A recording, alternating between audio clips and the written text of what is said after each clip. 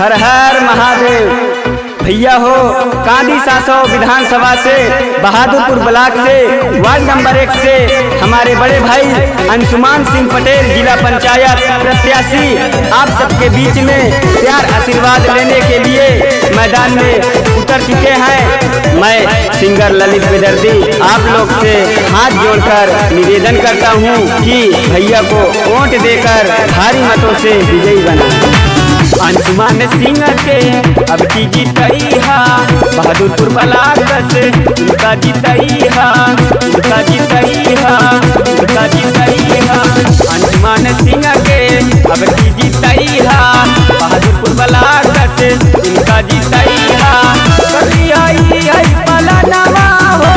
पलानवा हो जिला पंचायत अंशुमान के बनैहा और किसान के लाला नावा हो। जिला पंचायत अंशुमान के बनैहा और किसान के लाला नावा हो। जिला पंचायत अंशुमान के बनैहा और किसान के लाला नावा हो। अंशुमान भैया जिंदाबाद जिंदाबाद जिंदाबाद। अंशुमान भैया जिंदाबाद जिंदाबाद जिंदाबाद।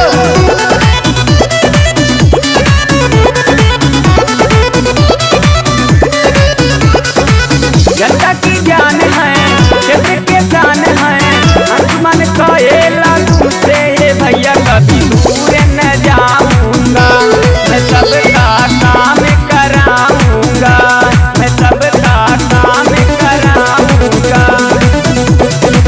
जनता की जान है क्षेत्र के शान है अंशुमान कहेला तुमसे ये भैया कभी दूर न जाऊंगा।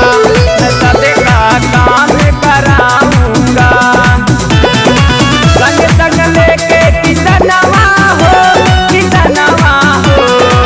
जिला पंचायत अंशुमान के बनैहा और किसान के लाला नावा हो।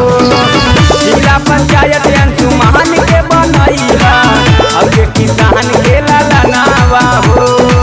जिला पंचायत अंशुमान के बनैहा और किसान के लाला नावा हो।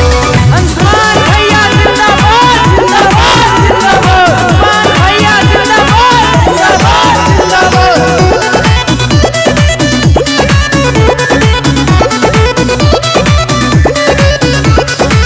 सबका सम्मान है गांव का विकास है पर जाए मुश्किल किसी पे तो भैया दौड़ के आते हैं और सबका साथ निभाते हैं और सबका साथ निभाते हैं।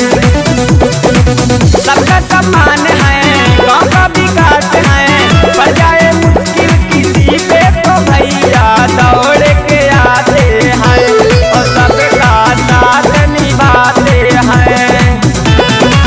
ललित दर्दी के गनमा हो जिला पंचायत अंशुमान के बनैहा और किसान के लाला नावा हो। जिला पंचायत